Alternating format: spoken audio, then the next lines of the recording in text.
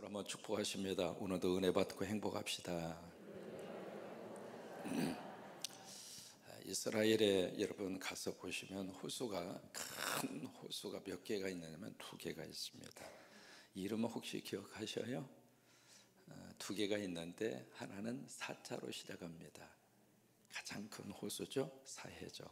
또 하나 그 사해를 통해서 위로 막 이렇게 올라가면 또 하나의 호수가 있습니다. 그 호수가 바로 뭐죠? 갈릴리입니다. 오늘 성경의 말씀의 무대는 바로 갈릴리라고 하는 거기에서 이루어진 그 말씀의 내용입니다. 여러분, 이 갈릴리 이것을 성경에 보시면 호칭이 굉장히 많습니다. 바다일까요? 호수일까요? 손을 들어서 한번 투표해 볼까요? 성경에서는 이 두 가지가 함께 써요. 어디 보면은 오늘도 이제 게네사렛 호수라고 그러잖아요. 근데 어디에 가면 또 바다라고 그래요. 바다가 맞을까? 호수가 맞을까? 지정학적으로 보면은 이것은 바다일까요? 호수일까요? 호수입니다. 근데 왜 바다라고 그랬을까? 이게 이제 언어를 좀 우리가 아셔야 됩니다. 히브리어로 얌이라고 하는 말을 쓰거든요. 얌. 근데 히브리어 이 얌이라고 하는 이 단어는 두 가지로 해석이 돼요. 호수라고 해도 되고 바다라고 해도 돼요. 우리말에도 그런 말이 있을 수 있잖아요. 어느 단어, 그 단어 하나를 가지고 이렇게 해석할 수도 있고 저렇게 해석할 수도 있고 그런 단어가 있는 것처럼 히브리어로 얌이라고 하는 단어를 쓰면 바다라고 번역해도 괜찮고 호수라고 번역해도 괜찮고 그렇다 이 말이에요. 여기 이제 이 바다가 전체 둘레가 53km입니다. 그러니까 작은 건 아닙니다. 이 전체의 둘레가요. 그리고 이 남북한의 길이가 21km입니다. 그리고 동서간의 이 폭이 12km입니다. 제가 이제 이스라엘에 몇 번을 다녀오면서 참 이렇게 가슴에 깊은 감동과 인상적인 것을 주는 장소가 갈릴리입니다. 예루살렘 같은 경우 있어서는 여러 가지 복합적으로 막 이렇게 섞어져 있어요. 그래서 이제 머리도 복잡하고요. 여러 가지 그렇습니다만은 이 갈릴리는 딱 이렇게 들어가면은 뭘 느낄 수 있느냐면 예수님 당시의 지형, 이 산이라고 하는 것은 쉽게 안 변하잖아요. 그러니까 그 당시의 산의 모습이라든지 그 당시의 지형의 모습이 뭐 완벽할 수는 없습니다만은 그래도 예수님 당시의 모습을 가장 근사치로 느낄 수 있는 곳이 갈릴리예요. 그래서 이제 거기를 가면은 참 마음속에 깊은 은혜가 있고 감동이 있고 그러거든요. 근데 여기 이제 호수를 중심으로 해서 바다를 중심으로 해서 여기 이제 몇 가지 마을이 있습니다. 여기서 가장 유명한 마을이 여기 가장 위쪽에 있는 가버나움이라고 하는 장소. 어제 우리 여러분 살펴보셨잖아요. 가버나움. 이 가버라고 하는 것은 자비와 궁휼이라고 하는 뜻. 자비와 궁휼. 나훔이라고 하는 것은 구약 성경에 나훔 선지자가 있잖아요. 그래서 이게 자비의 마을, 궁휼의 마을이다 그 뜻입니다. 그래서 이 가버나움 바로 이곳에 뭐가 있느냐면 예수님 당시에 회당이 있고요.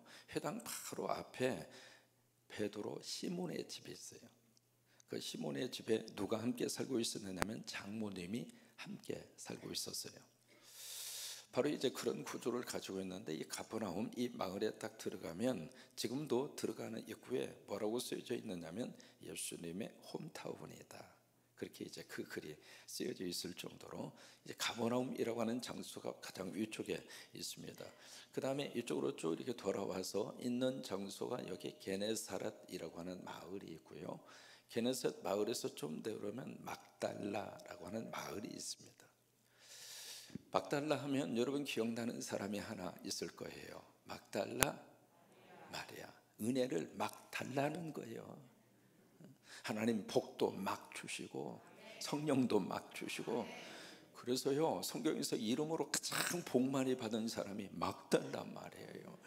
하나님 막 주세요. 넘치게 주세요. 아멘도 주시고 은혜도 주시고 새벽기도 쌓고 있잖아요. 이번에 응답 주세요. 막 주세요.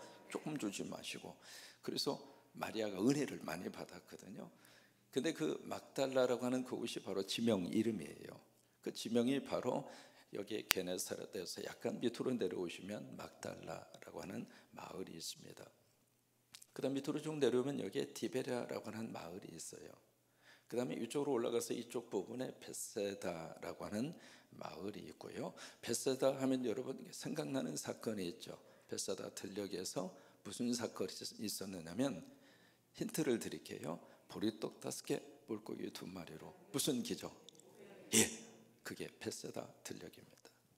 그 벳세다 이제 마을에 들어가면 거기 이제 옛날에 예수님 당시에 마을이 이렇게 발굴이 되어져 있는데, 그 마을에 들어가시다 보면 한 마을에 이렇게 문패가 하나 있습니다. 그 문패가 뭐냐면 베드로의 집. 왜냐하면 그 자리에서 2000년 전 당시에 그물추가 발견이 된 거예요. 이제 그런 마을이 있고요. 이게 벳세다라고 하는 이 장소입니다.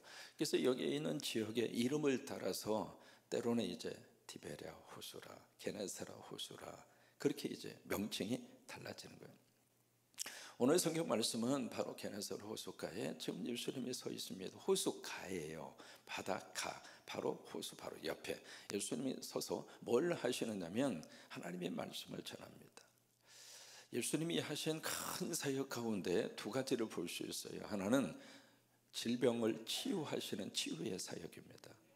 또 하나, 2번째는 치유의 사역과 더불어서 가장 더 중점을 두었던 것은 말씀 사역이에요. 지금도 말씀이 있는 곳에 하나님의 역사가 있습니다. 말씀이 바로 서야, 그래야 믿음의 역사가 제대로 이루어집니다. 치유 쪽으로만 자꾸 이렇게 사람이 치우치잖아요. 그러면 사람이 이상해져요. 그러니까 말씀이 있는 곳에 치유의 역사가 있고, 말씀이 있는 곳에 내 인생에 축복이 있고, 그래서 말씀을 붙잡고 사는 것이 최고의 축복이에요. 성광교회의 강대상은 말씀이 중심을 딱 잡아 주어야, 그래야 우리 교회 미래가 흔들리지 않아요. 그러니까 주님이 바로 게네사렛 호숫가에 들어서서 하나님의 말씀을 전하는 거예요. 전하는데 사람들이 엄청나게 몰려오는 거예요. 바로 이제 그런 역사가 나타나니까 사람이 막 밀치기도 하고 막 그럴 수도 있잖아요. 근데 마침 옆에 보니까 거기에 배 2척이 있어서 그 배 2척이 밤새도록 그물질을 하고 고기를 잡고 그 새벽녘에 도착을 해서 정리를 하는 거예요. 정리를 하는데 그 배 2척은 하나는 베드로, 안드레의 배고, 또 하나는 야고보, 요한의 배예요. 이 4사람이 2명이 한 조씩 해서 형제지간이잖아요. 그래서 배를 가지고 가서 이제 고기를 잡고 새벽녘에 정리를 하는 거예요. 예수님 이렇게 보시다가 배 2척 가운데 누구 배에 올라타셨죠? 네, 베드로, 시몬의 배, 그 배에 올라타십니다. 그래서 시몬에게 부탁을 해요. 배를 조금 띄워달라고. 참 귀찮은 일이죠. 밤새도록 일하고 와서 정리하고 집에 가서 쉬려고 그러는데 갑자기 자기 배에 올라타더니 좀 띄워보세요. 근데 베드로가 그대로 해요. 참 복받을 행동을 하는 겁니다. 사람은요, 하나님의 말씀 앞에 불평불만하지 않고 따라서 하려고 하는 그 마음과 행동에다가 하나님이 역사하시는 거예요. 그러니까 베드로가 아무 군말 없이 이렇게 좀 띄워줍니다. 그러니까 이제 선상에 탑해 선상에 서서 그게 강대상이 된 거예요. 배 위에 딱 서서 그러면서 지금 말씀을 듣는 사람은 어디에 있죠? 육지에 있고요. 그리고 배에 딱 서서 지금 말씀을 전하는데, 갈릴리에 가서 보시면은 이 말씀이 제대로 전달되겠구나, 그걸 느낄 수 있어요. 산으로 이렇게 둘러싸여져 있고요. 해안가의 지형이 마치 계단식처럼 그렇게 되어져 있거든요. 그러니까 이쪽에서 이제 말씀을 전하면 해풍이 불어서 바다가, 이 바람이 불어서 소리가 그쪽으로 전달되게 하는 확성기 역할을 해요. 그러니까 소리가 잘 들리는 거예요. 그래서 이제 말씀을 전하는 거예요. 자, 보세요. 그 말씀을 증거하는데 예수님이 말씀 증거하는 가장 가까운 곳에서 설교를 듣는 한 분이 있습니다. 누구일까요? 조금 전에 답을 말씀드렸어요. 누구예요? 베드로예요. 베드로는 예수님 옆에서 말씀을 듣고 있어요. 왜냐하면 배를 띄우고 나서 자기가 어디 갈 데도 없잖아요. 도망갈 데도 없잖아요. 물속으로 퐁당 뛰어들어서 헤엄쳐서 간 것도 아니잖아요. 그러면 예수님 말씀을 전하는 그 시간에 가장 가까운 곳에서 가장 예수님을 주목하고 말씀을 들은 주인공이 누구예요? 베드로입니다. 여러분, 설교를 들으실 때 그렇게 들으셨으면 좋겠어요. 집중하는 거예요. 집중하면서 그 말씀을, 베드로가 가장 가까운 곳에서 예수님의 말씀을 듣습니다. 여러분, 질문 하나 하겠습니다. 베드로가 예수님을 이때 처음 만났을까요? 아니면 그 전에 예수님이 베드로를 불렀을까요? 2번입니다. 먼저 예수님이 베드로를 불렀어요. 그래서 주님을 따르다가 먹고 사는 문제 때문에 다시 생업의 전선에 뛰어든 거예요. 그 자리에 예수님이 오신 거예요. 그래서 베드로가 예수님을 위해서 배를 띄울 수 있는 마음도 그래서 생긴 거예요.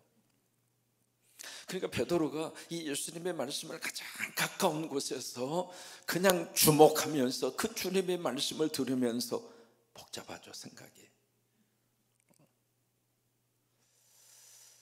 그리고 말씀을 끝난 다음에 예수님이 베드로에게 그렇게 말씀하셨어요. 베드로야, 어디로 가라고요? 깊은 데로 가라. 그래서 뭘 내리라고요? 그물을 내려. 그래서 뭘 잡아요? 고기 잡아. 세 가지입니다. 깊은 데 가. 거기 가서 가만히 있지 말고 그물 내려봐. 그러면 고기 잡을 거야. 여러분, 이 말씀이 뭘 우리에게 생각을 해 주느냐면, 우리가 이성적으로 합리적으로 우리가 생각을 하면 이 세 말씀, 세 가지의 이 말씀 자체가요 굉장히 합리적이지 않습니다. 일반적으로 고기가 밤에 많이 잡힐까요? 새벽에 많이 잡힐까요? 여러분, 낚시할 때 밤에 해요? 아니면 새벽에 가서 낚시해요? 고기 좀 잡아보세요. 주로 어느 때 잡아요? 밤에 가서 잡아요. 밤에. 제주도 가서 보시면은 밤에 불 켜놓고 막 고기 잡잖아요. 새벽에는 고기가 활동 안 합니다. 왜? 다 새벽 기도 가느라고. 밤에 활동을 하거든요. 그러니까 밤에 고기를 잡아요. 또 하나, 이 고기는 이 밤에 활동을 할 때 그 호수의 깊은 속에, 이 갈릴리 같은 경우에요, 이 수심이 41m입니다. 깊이가. 그러면 깊은 곳에서 고기들이 놀까요? 아니면 호수 가장자리로 와서 먹이 활동을 할까요? 가장자리입니다. 거기가 먹을 게 많은 거예요, 깊은 데보다. 이게 일반적인 이성과 합리적인 생각으로 생각하면 이 예수님의 말씀은 어울리지 않아요. 그런데 지금 예수님은 베드로에게 비합리적인 행동을 요구하는 거예요. 그러면 예수님은 왜 이 말씀을 베드로를 콕 집어서 너 지금 깊은 데로 가, 거기다 그물 내려, 그리고 고기 잡아. 근데 베드로 입장으로서 이게 아닌데. 왜? 베드로는 어부에 대한 전문가잖아요. 이건 아닌데. 이제 그 생각이 드는 거예요. 근데 그 생각을 딱, 그 말씀을 딱 받으면서 이미 그 전에 주님의 말씀을 통해서 말씀이 베드로의 영혼과 생명 속에 하나님의 말씀이 떨어졌잖아요. 그러니까 그 말씀을 받아 먹은 다음에 예수님의 이 명령 앞에, 예수님의 이 비이성적인, 비합리적인 예수님의 이 말씀 앞에 베드로가 갈등했겠죠. 도대체 이게 뭐야? 내 생각하고는 안 맞는데. 그러면 예수님은 왜 이 말씀을 베드로에게 하셨을까? 사람이 이성의 세계도 있습니다만은 이성의 세계를 뛰어넘는 무슨 세계가 또 하나 있는가? 영성의 세계가 있습니다. 합리적인 세계가 분명히 있습니다. 그런데 신기하게도 비합리적인 세계가 또 하나 있습니다. 육의 세계가 있는가 하면 육의 세계를 뛰어넘는 정신의 세계가 있습니다. 지금 예수님은 베드로에게 뭘 초청하고 있는가? 그래, 이성의 세계에 있을 거야? 아니면 지금 한번 영성의 세계로 한번 넘어올 거야? 그거예요. 이해가 되십니까? 베드로는 그렇구나. 합리적인 판단으로서는 말씀이 옳지 않지만 이분이 하시는 말씀 속에 또 하나의 차원의 세계가 있구나. 그래서 베드로가 무슨 반응을 보이냐면, 주님, 내가 밤새도록 열심히 고기를 잡았습니다. 그게 바로 뭐예요? 갈등하고 있다 그 말이에요. 주님이 아시는 것처럼 내가 지금 그물을 씻고 있잖아요. 밤이 새도록 내가 그물질을 했어요. 그물을 한두 번 내린 것이 아닌데, 그런데 잡았어요? 못 잡았어요? 못 잡은 거예요. 이게 되는 일을 계속하는 것도 쉽지가 않지만 안 되는 것을 계속하는 것은 진짜 힘들어요. 그래서 그렇게 했는데 지금 그런 상황인데, 지금 나보고 깊은 데로 가서 그물을 내려 고기를 잡으라고 해요? 그러니까 베드로의 마음속에 두 가지 마음의 갈등과 싸움이 있는 거예요. 그냥 이성적인 판단과 합리적 세계 속에 그냥 머물러 있을 것이냐, 아니면 이분의 말씀을 듣고 내가 한번 결단을 하고 영성의 세계로 한번 순종을 해서 한번 해보겠느냐. 베드로는 잡은 것이 없지만 그 다음에 그 고백합니다. 말씀에 의지하여 내가 그물을 내리겠습니다. 거기에 말씀에 의지하여 베드로는 말씀의 은혜를 받은 거예요. 깊은 데로 가라, 그 말씀 이전에 예수님의 말씀을 통해서 베드로가 은혜 받았어요. 여러분, 새벽에 총증문 시간에 오셔서 다 은혜 받으셨으면 좋겠어요. 이 새벽에 하나님이 나에게 말씀하시는 그 말씀이 내 속에 심령의 옥토에 차곡차곡 뿌려져서 내가 말씀에 의지하여 그물을 내리겠습니다. 드디어 베드로가 영성의 세계로 뛰어 들어간 거예요. 그리고 가서 그물질을 하잖아요. 하는데 엄청난 결과가 나옵니다. 그물이 찢어질 정도로 고기를 그렇게 잡은 거예요. 그래서 자기 혼자 배로서는 감당할 수 없으니까 이 야고보 요한의 배에 있는 친구들까지 오라고 그래서 그 양쪽의 배에다가 고기를 담았는데, 이 고기가 완전히 얼마나 많은지 배가 물속에 잠길 정도로 그런 현상이 나타난 거예요. 여러분, 베드로가 깊은 데로 가서 그물을 던질 때 예수님이 거기에 계셨을까요? 예수님은 육지에 계셨을까요? 어렵지가 않아요. 예수님 내렸다는 말씀이 없어요.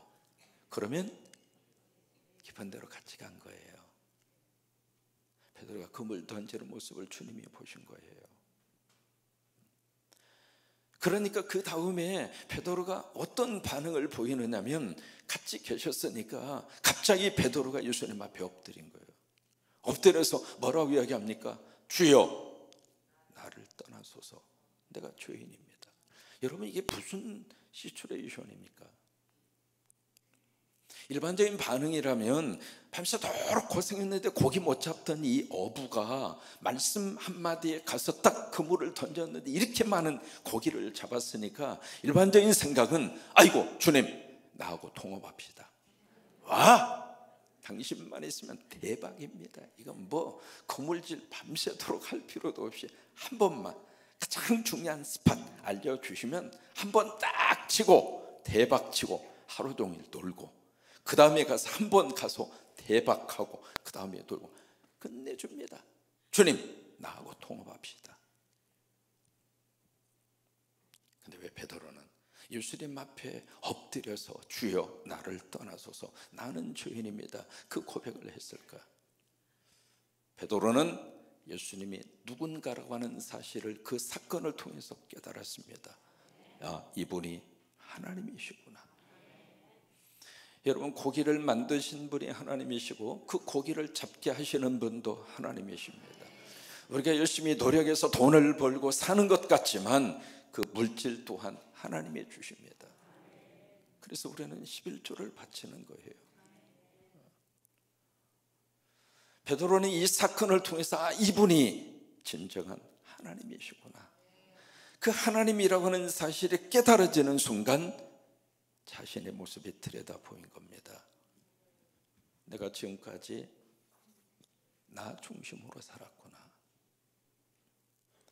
그래서 예수 그리스도가 누구라고 하는 사실이 깨달아지면서 나라고 하는 이 삶의 주인에서 누구로 인생의 주인을 바꾸는 순간이냐면 하나님으로 바꾸는 순간입니다. 내가 주인이 돼서 내가 열심히 하면 고기도 많이 잡을 수 있고, 내가 나름대로 수고하고 내 노하우를 가지면 평생 내가 먹고 살고, 그래서 그런 모습으로 내가 살았는데 이게 영성의 세계 속에 딱 들어가니까 그게 아니구나, 내가 한 게 아니구나. 가정을 이룩한 것도 하나님이 이룩하게 하셨고, 내가 지금까지 먹고 산 것도 하나님이 도와주셨고, 내 가정에 자식을 주신 것도 하나님이 주신 것이고, 그 어려운 고백 속에서도 내가 지치지 않고 일어설 수 있었던 것이 하나님의 도우심이었고, 그걸 깨달으면서 베드로는 엎드린 겁니다. 주님, 난 죄인입니다. 그러니까 예수님이 베드로에게 참 놀라운 말씀을 하십니다. 뭐냐면 앞으로 너는 사람을 낚는, 여러분 마태, 마가, 누가가 약간씩 다릅니다. 누가는 사람을 취하리라, 취하리라라고 하는 그 단어는 사람을 사로잡으리라 그 말입니다. 그 다음에 마태하고 마가는 사람을 낚는 어부가 되게 하리라. 대상이 고기에서 뭘로 바뀌어져요? 사람으로 바뀌어집니다. 그러니까 고기를 잡던 그 어부를 이제는 내가 사람을 낚는 어부가 되게 하리라. 그렇게 그의 삶에 대한 미래의 미션을 바꿔주는 거예요. 여러분, 이 내용을 가만히 들여다보면은 이쪽에 이 세계에 있던 사람이 이 세계로 완전히 바뀌어진 거예요. 여러분, 이게 바로 믿음의 역사입니다.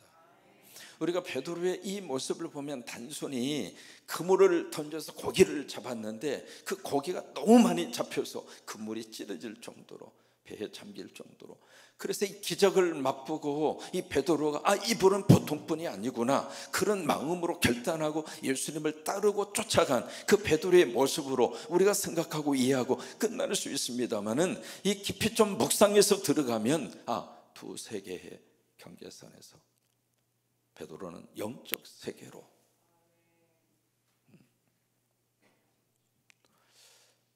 여기 사람을 낚는 어부가 되게 하리라 그 말씀대로, 여러분 베드로가 한번 설교할 때마다 3,000명씩 몰려오잖아요. 그물이 찢어질 정도로, 배가 잠길 정도로. 또 하나, 베드로가 설교할 때 5,000명씩 몰려오잖아요. 그물이 찢어질 정도로, 배가 잠길 정도로. 하나님은 그렇게 역사를 하셨어요. 여러분, 이 두 세계를 동시에 우리들이 인정하고 살아야 합니다. 자칫 잘못하면 이쪽 세계만 막 주장하면서 그것도 성서적이지 않습니다. 이쪽 세계를 완전히 무시하는 듯한 그런 생각을 할 때가 있거든요. 그거 아니에요. 여러분, 예수님 안에서 고기 많이 잡으세요. 고기 잡는 게 절대로 하나님이 기뻐하지 않는 일이 아닙니다. 고기 잡으라고 그랬잖아요. 여러분, 직장 생활 하시면서 승진도 하시고, 그리고 우리 자녀들 열심히 수고하고 노력하고 애쓴 대로 좋은 직장 취직도 하고 월급도 많이 받고, 사업을 하시는 분들은 사업도 좀 열심히 하셔서 열심히 그 사업을 좀 키우시고요. 고기 잡는 것 하나님의 뜻이에요. 성광교회 교인들이 신앙생활 잘 하셔서 고기도 좀 많이 잡으셨으면 좋겠어요. 아멘 하셨으면 좋겠습니다. 그래서 11조도 좀 늘어가고, 해마다 하나님 앞에 하나님이 주시는 고기의 양이 많아서 하나님 감사합니다. 그러면서 11조도 늘어갈 수 있는 경제적인 복도 여러분 다 받으시기를 주의 이름으로 축원합니다. 한국에 와서 목회하면서 그 교회 헌금 상황을 보니까 한 달에 어느 정도 수준의 이상의 헌금을 하시는 분이 한 분도 없는 거예요. 기도했어요. 하나님, 이 교회에 수준이 있는, 그래도 하나님 앞에 이렇게 바칠 수 있는 분들이 많아지게 해달라고. 신기해요. 많아지더라고요. 성광교회가 해마다 이게요 11조가 자꾸 들어가는 거예요. 고기 잡으세요. 하나님이 복 주셔서, 하나님의 복을 받으셔서 금을 던져서 고기도 잡으시고, 이쪽 세계를 하나님이 거부하는 게 아닙니다. 그러면서 또 하나의 사명은 붙잡고 살아라, 그거예요. 바로 영성의 세계입니다. 고기만 바라보고 고기만을 위해서 일생을 살다가 끝내지 말고 사람을 낳는 어부 같아서 잡은 그 고기를 가지고 사람을 낳고, 하나님이 기뻐하는 선교를 하고, 하나님이 기뻐하는 십자가를 세우고, 하나님이 기뻐하는 전도를 하고, 그거예요. 오늘 이 게네사렛 호숫가에서 허락하신 이 베드로의 삶 속에서 일어났던 이 놀라운 역사가 여러분 인생 가운데 그대로 일어나게 되기를 주의 이름으로 축원합니다. 그래요, 가서 제자 삼으라. 맞아요. 교육자들이만 이 사명을 주신 것이 아니라 오늘 하루를 살면서 내가 예수의 제자가 되고, 예수의 제자가 된다는 이야기는 이쪽 세계 속에 우리가 살면서도 이쪽 세계를 붙잡고 산다, 이 말이에요. 예수의 제자가 된다는 이야기는 이쪽 세계를 완전히 부정한다, 그 말이 아닙니다. 이쪽 세계 속에 타발을 달구고 살면서도 이쪽 세계를 꼭 붙잡고, 전도해야 할 영혼이 있으면 전도하시고, 내일 새벽 기도에 좀 함께 왔으면 좋겠다 싶은 분이 있으면 꼭 여러분 연락하셔서 함께 오세요. 함께. 그래서 우리가 은혜의 자리에, 이 영성의 자리에 함께 달려가면서 하나님이 기뻐하는 이 제자 삼는 사역에 쓰임받는 여러분 되시기를 주의 이름으로 축원합니다.